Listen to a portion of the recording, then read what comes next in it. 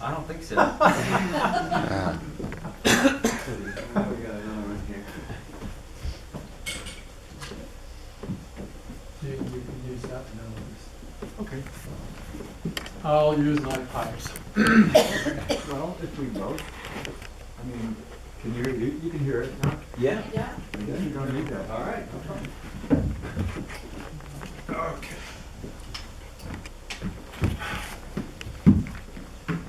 John, I'm wondering what direction you gave the actors.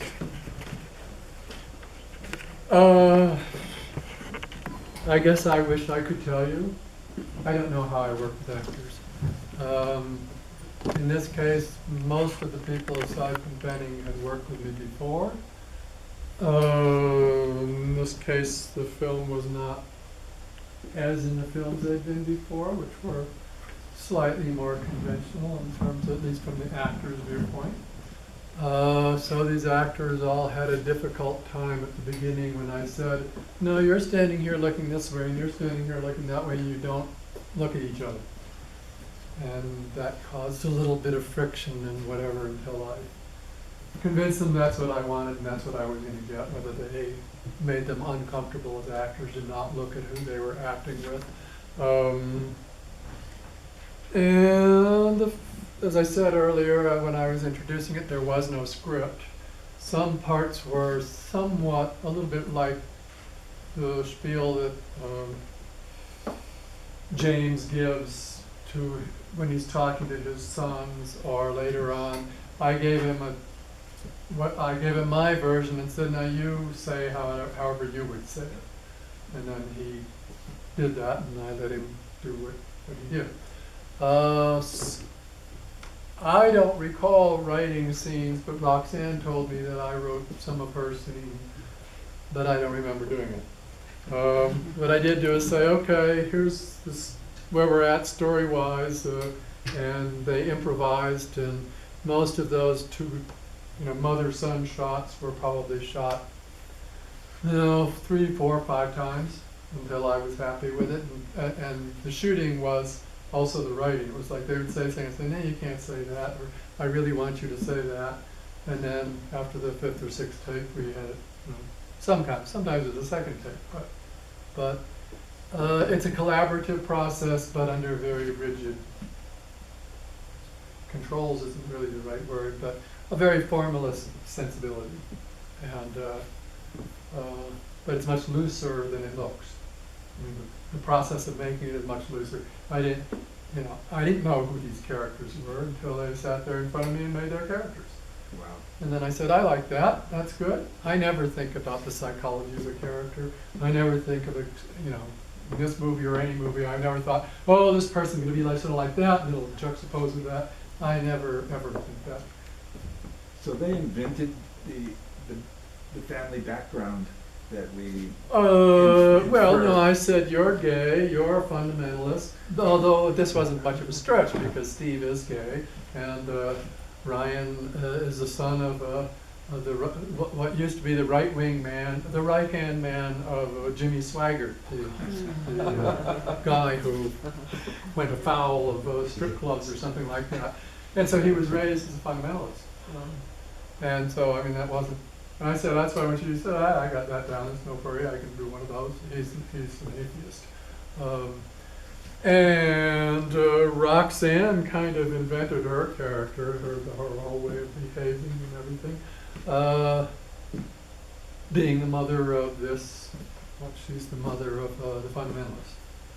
And so they all had room to work on their characters, but I said, you're going to play this and you're going to play this. And then they worked inside of that without me saying how or what they should be past this very simple thing. And part of this saying, I want you to be this, and because this isn't just about this family. This is about a big American family. And so these happen to be hot touch points in our culture, so I just used them. And I didn't want to beat you over the head with it, and most people probably don't get that that's what I made. It's a film about America, the big American family, not this little screwed up family in Butte, Montana. Does anybody have some questions or additions? Maybe we could have the house lights up so we could see Yes. people? That is up right there. Oh, That's up. okay, okay. Yeah, we can turn the stage lights on. I do have one more, Yeah. for me, the, I don't know what you call it, the dissolve scenes, Yeah? where it's just so serenely beautiful. And like some kind of release into, I mean, it sounds corny, but release into the infinitely shifting, but totally indifferent nature. I don't know, what are your thoughts on that? What were you thinking when you did those? Well, when I'm making a film, I know it sounds a little strange, but I do my best not to think. Right? My view of myself as a filmmaker is that I'm like a very experienced jazz musician, and I know how to play my instrument or instruments. I know how to play music, and if a jazz musician thinks for 2 seconds while he's playing, all he does is fuck up. When you play music, you play music. You don't think about playing music. Well, I have been for a fair while now at the stage where I say, well, what's my theme on this? Like you would say to a jazz musician, play me, the theme of this, and then he does something. But you may or may not even hear that in there, but he's using that as a structure. And I'm the same way. So I'm like, let's see, what's my theme? My theme is, okay, this guy wants to invite his family home to tell him he's going to off himself. That was, and then I go from there and I start playing. Like any jazz musician, I do have my riffs. I know, like for example, those dissolve sequences I made, back in, 2001 or 2, I made an 80-minute film, which is shots of the walls of Rome with 30 seconds dissolve in, 30 seconds dissolve out, very carefully edited so that you never see it dissolve. It's just you sit there and you look at a wall change for 80 minutes, and the sequence of the Berkeley pit and the sequence of the trees is a variant of that kind of visual way, which I regard as, like if you go to a normal place. I was just at Arizona State University, where they have a film school, and it was like one of the students during the workshop said, well, here they bludgeon you, that was the word he used, they bludgeon you with Hollywood, 3-act, blah, blah, blah, and they'd never seen a film like this. And they teach, and these were young kids, and they had really never seen a film that wasn't a Hollywood movie. So this kind of set them back on their heels. Fortunately, not in a negative way. A lot of them obviously were intrigued and whatever. And I was trying to tell them, the film is a piece of time with an image, and if you want sound on it, then that's film.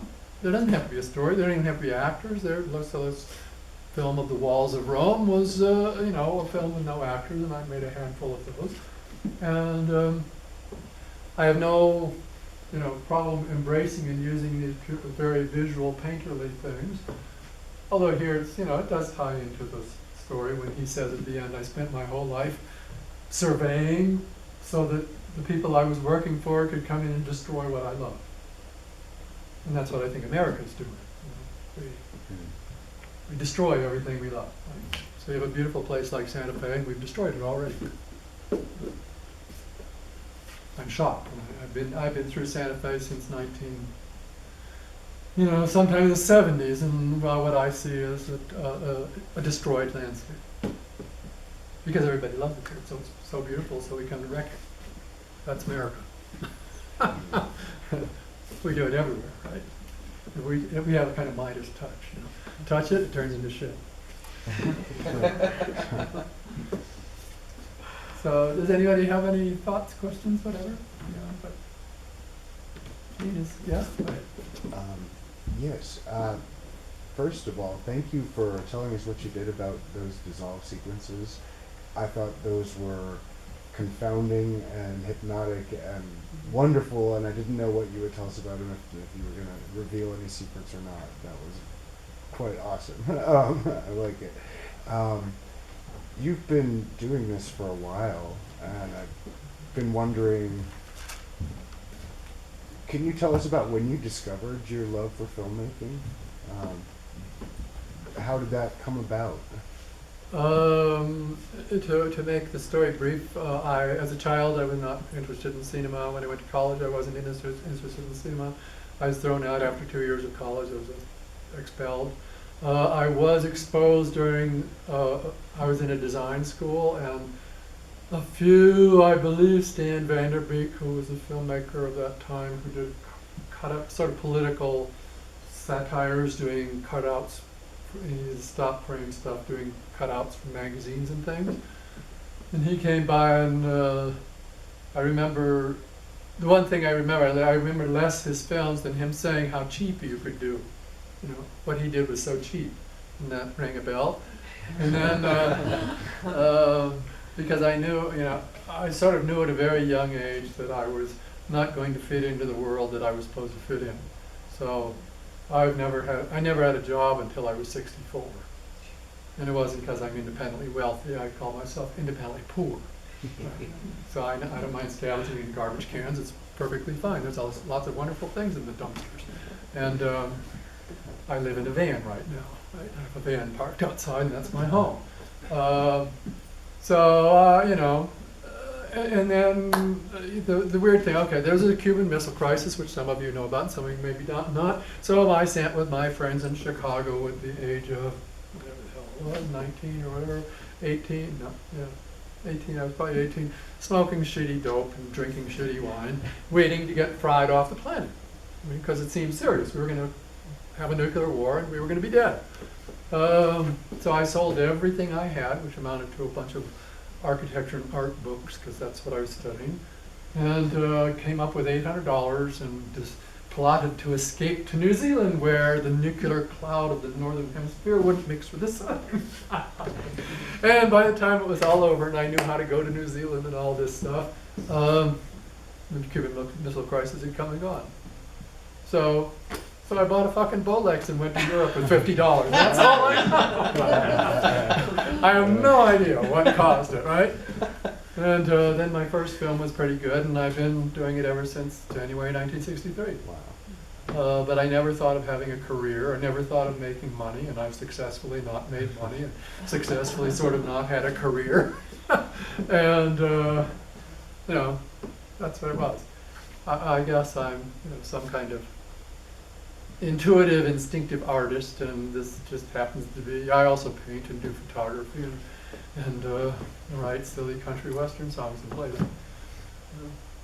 So I'm a compulsive worker and creative person, and somehow I fell into film. I mean, you know, I studied architecture for a year, and in a very short while I realized it was a business and knew that I was not going to be able to work in that, so I became a stupid fucking filmmaker.